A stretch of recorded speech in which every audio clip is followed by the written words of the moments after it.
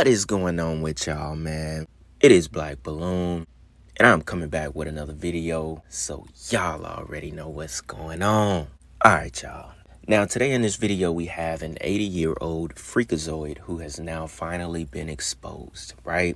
This is Mike Jeffries, the former CEO of Abercrombie and Fitch. Now, I'm not sure when he stepped down, from his CEO title, but I think this lawsuit goes way back to 2004 and up into about 2015 or 16, right? Or at least that is when most of these allegations are named in that time period. You're going to find this story to be very similar to Diddy. Now, we know there's been some recent new allegations that even came out about Diddy, where it involved a very young person. Now, I told y'all we weren't really going to cover anything about Diddy unless anything crazy came out, and I stuck to my word for the most part, right? So when this dropped, in light of everything that's been coming out the past couple of months, we got to talk about it, right? Because Cat Williams, he called it 2024 will be the year of truth, and we would see things that we never have seen before. And so far, y'all, it's come true.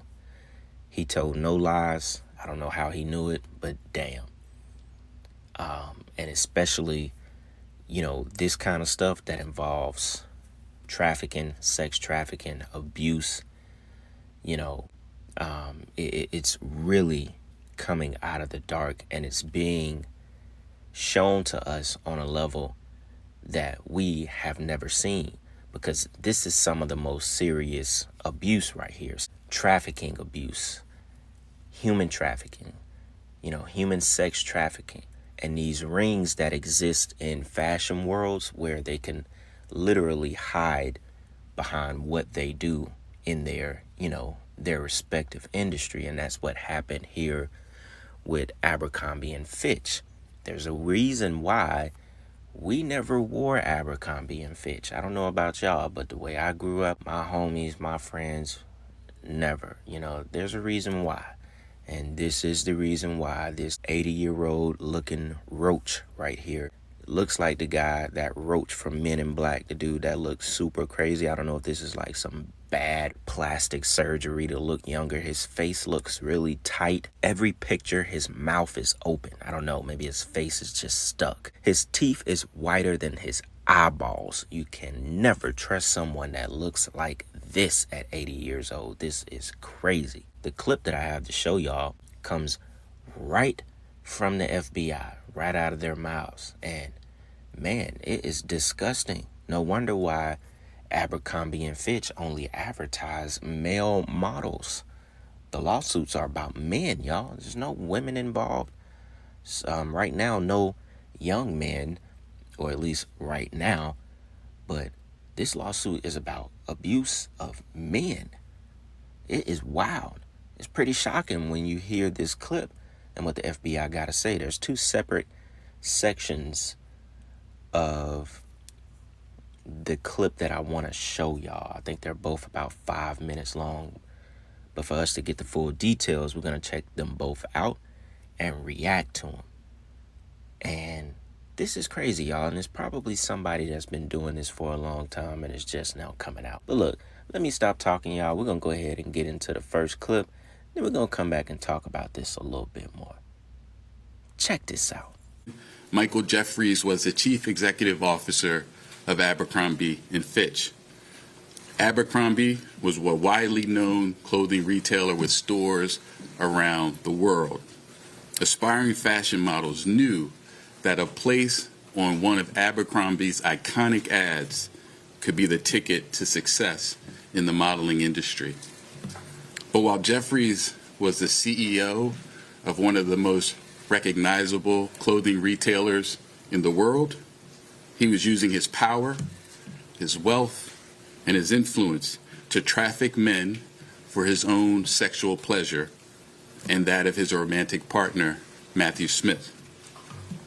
The charging documents describe in graphic and disturbing detail the violent and exploitive acts these defendants perpetrated, for which they will now face justice in a court here in the Eastern District of New York. So here's what's alleged in the indictment. Jeffries and Smith employed James Jacobson to act as a recruiter to find men. Jacobson engaged in, quote, tryouts with men across the world where he would typically pay them to engage in sex acts with him. Following the tryouts with Jacobson, Smith would often then personally approve whether the men who were selected would meet Jeffries and Smith. The defendants would fly the selected men to Jeffries and Smith's homes in the Hamptons in New York City or to hotels around the world in such places as England, France, Italy, Morocco, and St. Bart's for the purpose of attending events to engage in commercial sex. But beyond simply hiring men for sex, Jeffries, Smith, and Jacobson used force, fraud, and coercion to traffic those men for their own sexual gratification.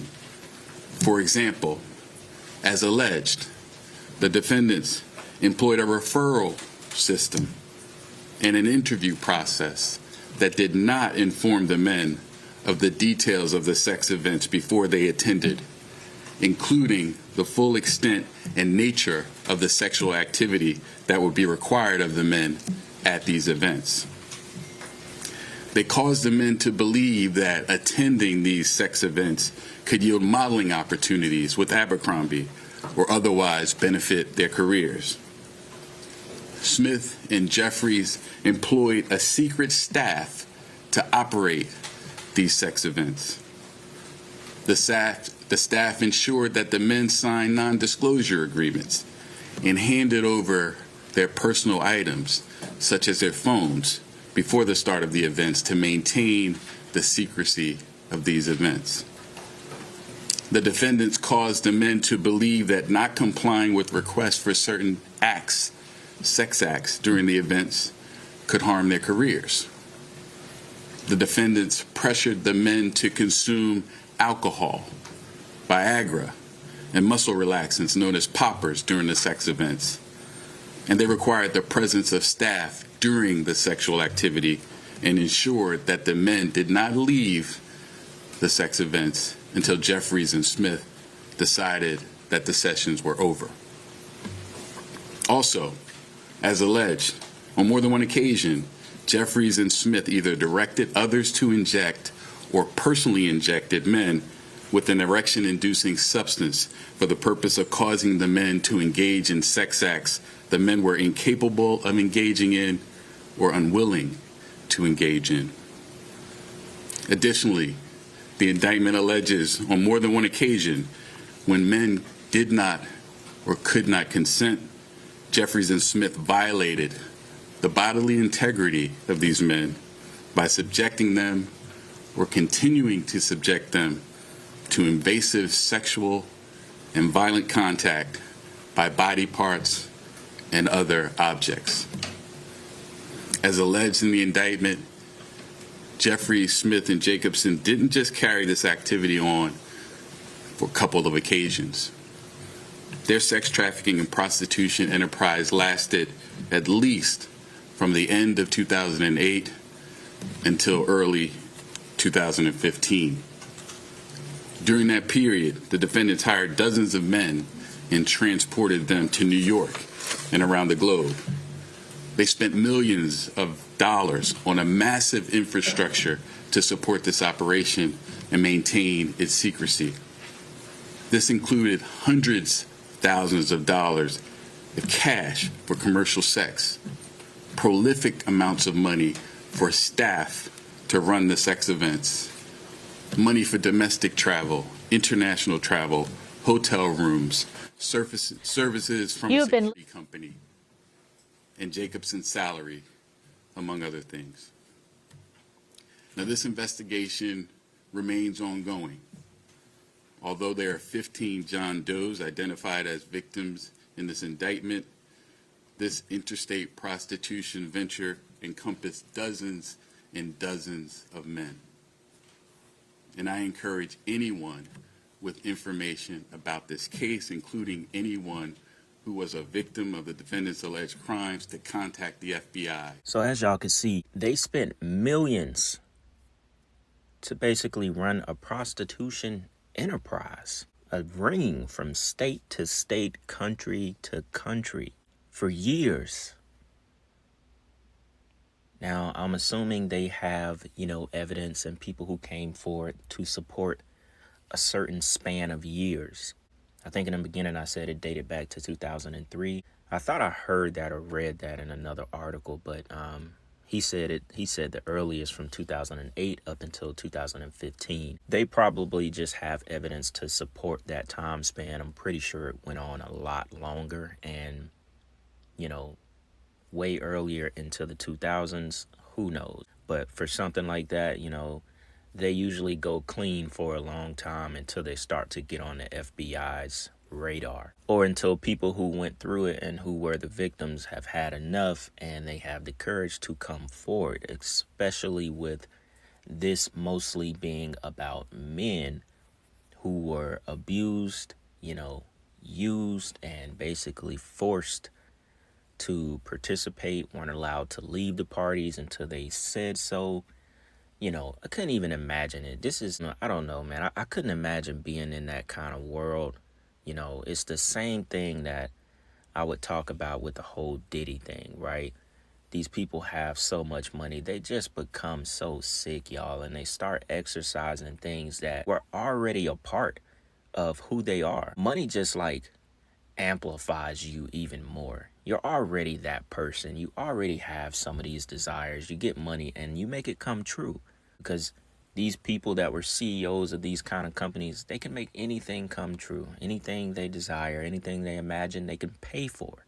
And that's how they become so sick. So predatorial. Like real predators these people are.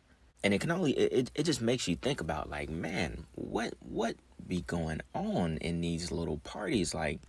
The people they are using and setting up, they were running auditions basically. They were having interviews for people to come through and, be bought basically. Used and abused. I'm giving you all this money. I can do anything. I can force you to take drugs or, I can force you to take drugs that keep you erected, keep you hard all night. That is crazy. These are the same stories that we're getting from Diddy. That's why I say you'd be surprised if y'all haven't heard this. This is right, this is right up there with everything Diddy was doing. Drugs, money, sex, abuse, probably even some rituals going on with these guys as well. They're no different from it. So I think there's another clip I have that maybe goes a little bit more into detail about it. We'll go ahead and watch that clip, y'all. Good afternoon. I'm Jim Dennehy, Assistant Director in charge of the FBI's New York Field Office. Today's indictment highlights the abhorrent behavior of Michael Jeffries, Matthew Smith, and James Jacobson.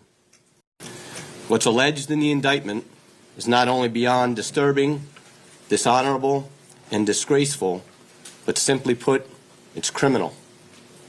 In short, these individuals are charged with running a prostitution and international sex trafficking business using a combination of force, fraud, and coercion to induce victims into participating in their illegal operations.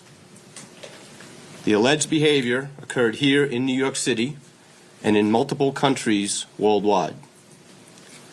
The defendants allegedly preyed on the hopes and dreams of their victims by exploiting, abusing, and silencing them to fulfill their own desires with insidious secret intentions.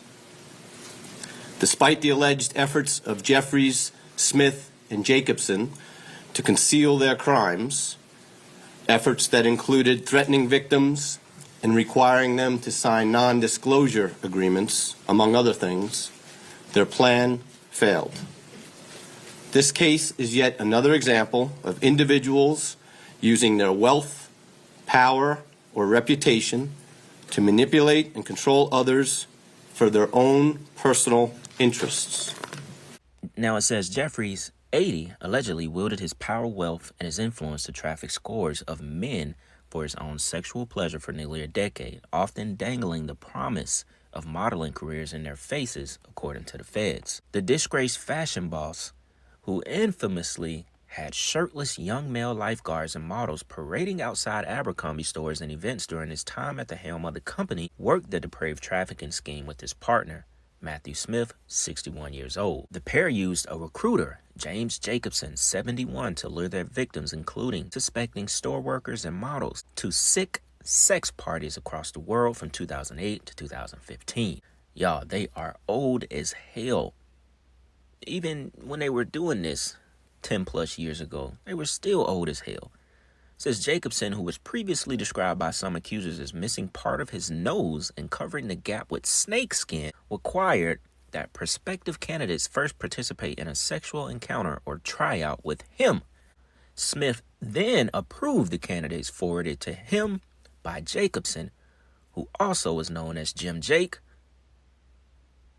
This is crazy. But look, this is the reason why I wanted to read y'all this article. It goes into a little bit more detail, right, before we end this video. Some of the victims had to suffer through the insertion of large sex toys into the anus and high-pressured enemas administered by inserting a hose into the anus as part of the attacks. Victims who were as young as 19 were often plied with drugs, lubricants, and prescription-grade erection-inducing injections during the sickening events. Jeffries and Smith, on more than one occasion, either directed others to or personally injected men in their penises with a prescription-grade erection-inducing substance for the purpose of causing the men to engage in sex acts, which they were otherwise physically incapable or unwilling to do. The injections were not medically indicated and frequently caused the men to suffer painful physical reactions that lasted for several hours. They used them to fulfill their own sexual desire by causing men to submit to them, y'all. Sick. Injecting stuff into their penis. Sick, y'all. These old men on the promise of, hey, you can get a modeling career through Abercrombie and Fitch. My God. This is why we never wore that shit. And the fact that all the models were male, naked in nothing but jeans, these dudes were fantasizing from day one. And you wonder how someone gets, at the head of a company that was as big as Abercrombie and Fitch. You wonder how they got there. Into a world of people who are, trying to fulfill their dreams. They just want to be models. Most of these kids don't come into, the modeling industry with all that going on in their head. They just want to take some pictures, look good, get some free clothes, meet some people, blah, blah, blah, right? And man, are there predators waiting on them to arrive. You do this, I do this. You do that, I do that. I got you. Just let me slide this in you, though, first. Man, the casting couch is crazy, and it will never end no matter what is going on, y'all. And it's going to keep coming out. Oh, yeah. This sick, perverted, hypersexual, I don't know what other word to use. These people out here are nasty, and they are predators. And it is happening on all levels. All levels. Don't matter the age either. These 20-year-olds out here, predators as well. They out here raping girls. They out here telling them they can get free tattoos and drugging them and raping them. 20 years old. It don't even matter these days, y'all. The world is becoming sick. By the minute, by the second. Even more sick than what it's been. Sorry, y'all. We'll go ahead and end this video here. Y'all let me know what y'all think about this, man. Please get in the comments because, this one is real. More videos, more content on the way, man. As always, y'all let me know what y'all want to see on the channel, as this channel and what I do is powered by y'all. I am forever, in debt to y'all. Thank you for all the love, all the new subscribers. We are almost at 100K. And, yeah, man, I feel like it's well deserved for this channel. All right, so that being said, y'all, it's Black Balloon, and I'm gonna see y'all soon. I'm out.